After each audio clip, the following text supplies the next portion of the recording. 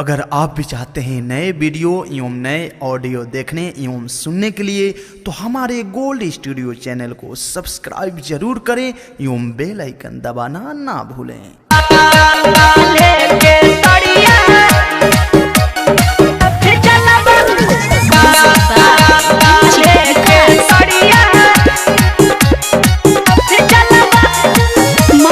Recording studio Delhi presents by gold studio. झूठा ही के राजा जी करो तारो शौक हो, नैहर के सामान उहाँ पहले रही लोक हो, पहले रही ले हो, पहले रही लोक हो। झूठा ही के राजा जी करो तारो शौक हो, नैहर के सामान उहाँ पहले रही लोक हो। कहीं ना मलाई भी कलबा, छुके देखो ना पूरा भी कलबा। काले के सड़िया चलबा कतई परमानी की कलबा।